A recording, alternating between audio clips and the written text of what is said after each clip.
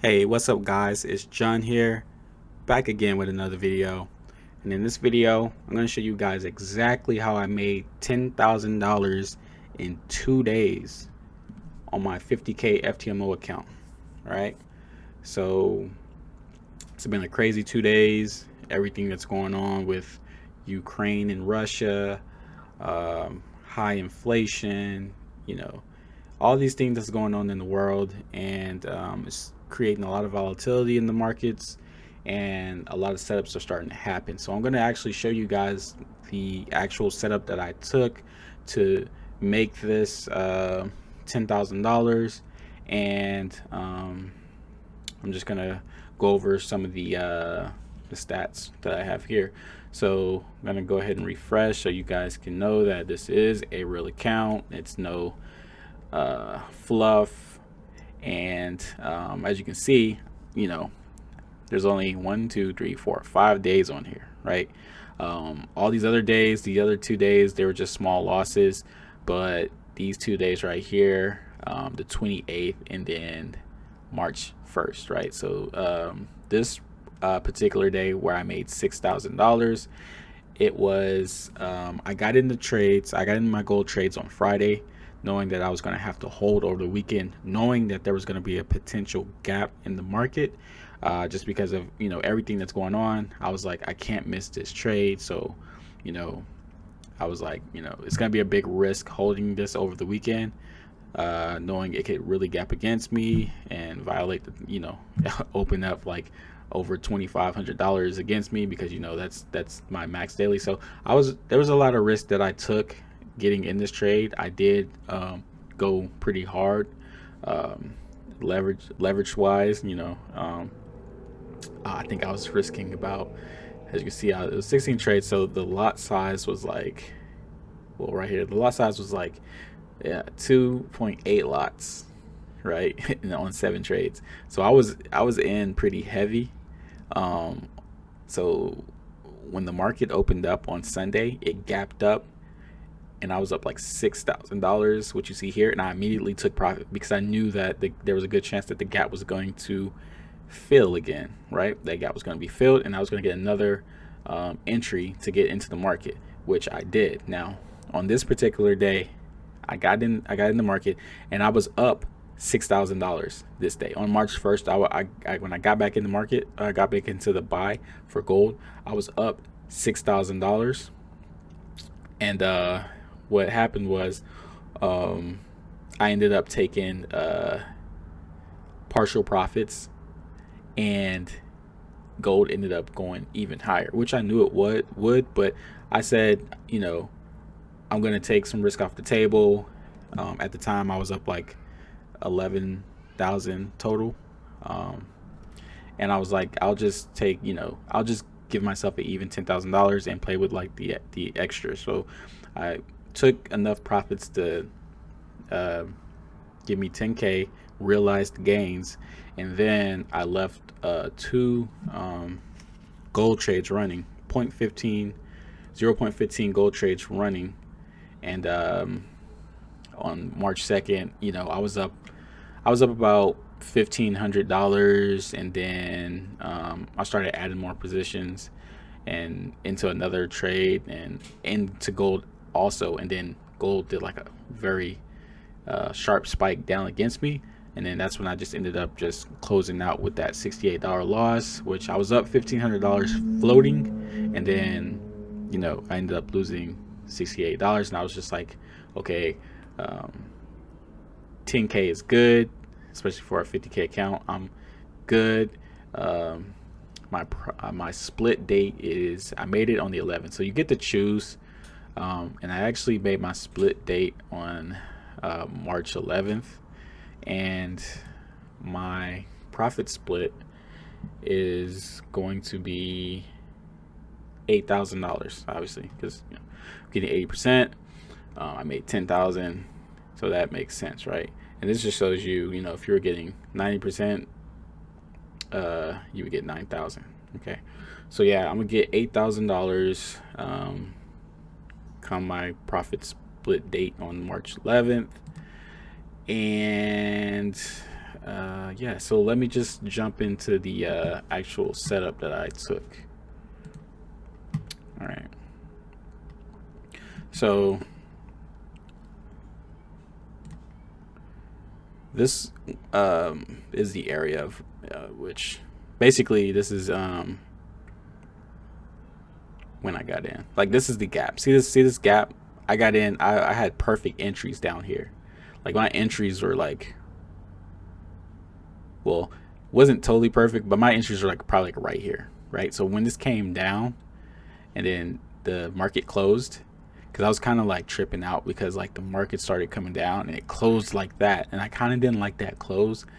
But you know, once the market opened, it opened up like right there, and you know, like once, or actually it opened up right there. So like once the thing opened up, I got out.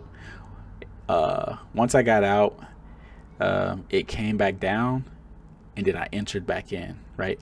I entered in, it came up to about right here, right? So about right here, I was letting it do its thing. And once it got here, it started playing around and it started moving down. And then that's when I took like most of my profits. And I left 2 runners from down here. I left 2 runners, and then it pushed up again. And I'm thinking, I'm like, I know it's gonna go all the way, eventually go all the way back up here.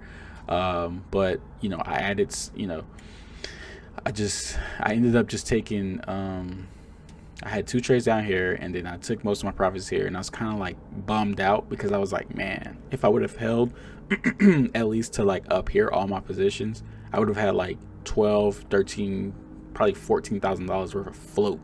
You know what I'm saying? And that's after I've already made $6,000 right here. Imagine I'm like up $6,000, and then, you know, at this time I'm up like another $6,000 right here, right? And you know, this, let's just measure this, because let's see. So like I was in like my second entry were like perfect entries basically, but let's see how much I would have been up.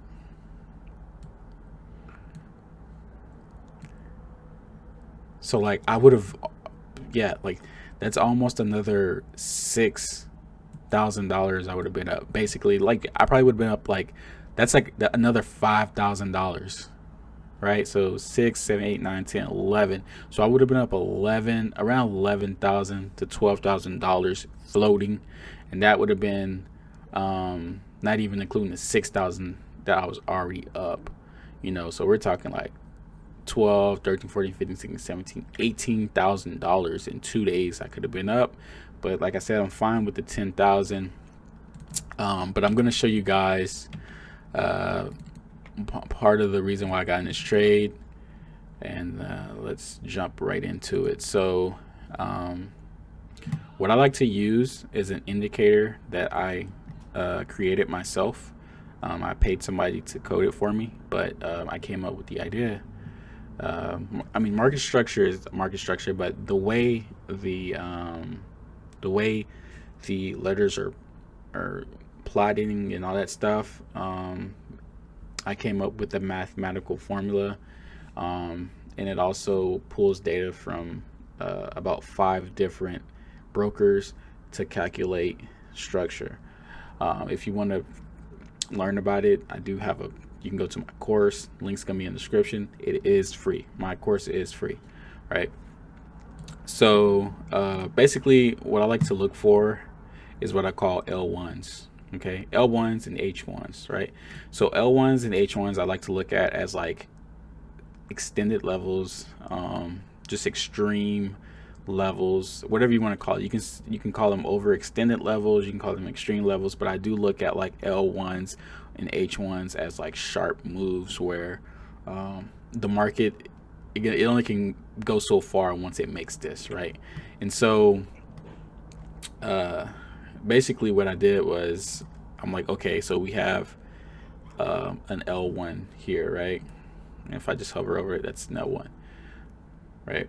So I'm like, okay, we got an L1 here, right? So what I did was I made this zone, and I was like, once it comes back into this zone, I'm gonna start dropping down time frames to find my entry. All right, and so once it hit this zone, I'm just marking it, it hit the zone, and I start dropping down time frames, right?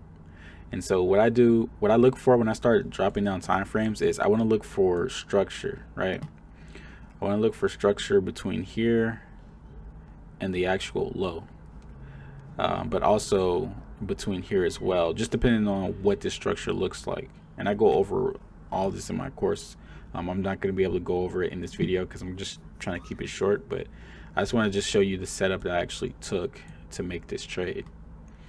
And so all right, and so right now we got a lower high, but I really want to get in as close as I can to this zone, right? So I would just keep dropping down, and I just want to see structure up here. So right now we got a little bit more structure, right? So we got, see how we got this is what I call H2, and as you can see, it's making lower high structures, and now as we drop down even more, we're actually in it, right? So but before the market closed, as you can see, it pulled back right here, made that one little structure perfectly, right back into the zone, and it just gapped up crazy amount. But we still got one more time frame that we can go down to get in to see, right?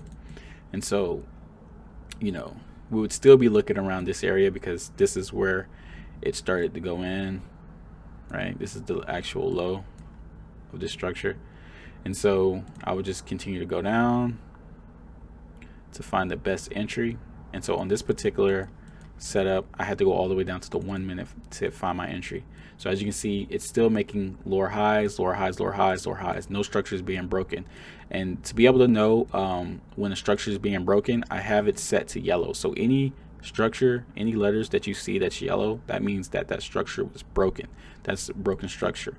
And you can customize the colors of each and every one of these letters. Like you got the lower high 1, you can customize that. The lower high 2, you can customize that, and you can customize whatever color you want your L2s and all and so on to be, right? So right here, as you can see, we finally get a broken structure, right?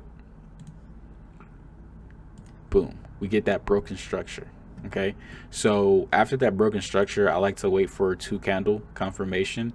And so once we got that 2 candle close above broken structure, 1, 2, I would enter here. Boom. So my entry would have been here, right? And so I would have just been holding until and this would have been, this is Friday, right? So I'm getting in here, 1, 2, right? I'm getting in here. I'm just gonna take this off so we don't get so confused, but this is where my entry is, right there. And so I'm waiting. Friday, this is Friday closes here, right? And then we get that massive gap up, perfect setup, perfect execution, everything worked out perfectly, right?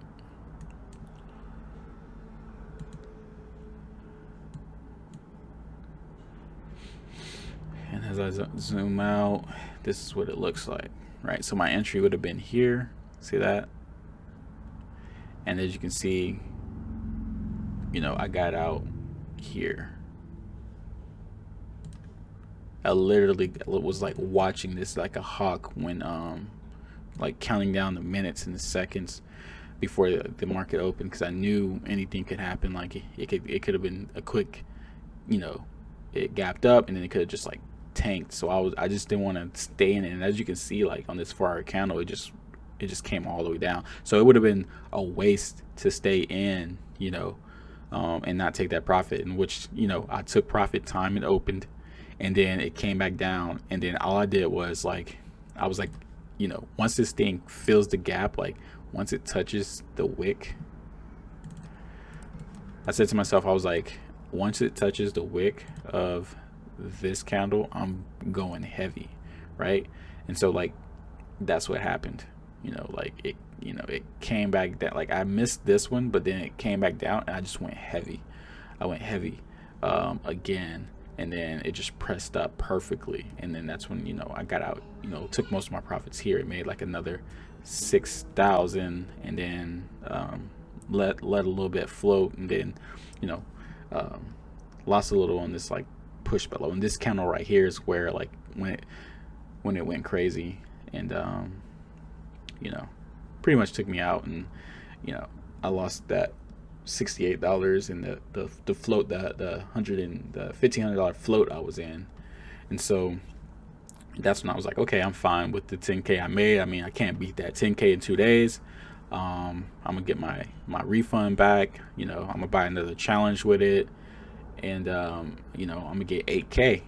So I was like, I can't beat that, and it's literally no point for me to continue to trade on this account anymore, because it's I'm just gonna wait. I'm just gonna have to wait until the 11th, which is 1, 2, 3, 4, 5, 6, 7, 8, 9 days. But during these 9 days, I can just really continue to back test and keep my skills sharpened, and it's gonna feel good. It feels good to be able to know that, hey, you got an 8K withdrawal coming, and you can just sit back and watch the market. You've already did your thing. And that's one thing that I've been learning, like, take your profits, whether you're on your challenge or your verification, take your profits, and live to trade another day. I used to, just be sitting and float, and then the market would come right back to my entry, and I'm kind of like, what the hell, and then sometimes I would let the market come all the way back. I'd be in profit, good profit, 1 to 2%, trying to hit like 3, 4, 5% in one trade. And some trades do that, but most of the time, you just want to get like base hits. And then once you got a lot of people want base, you can go for a grand slam or something like that.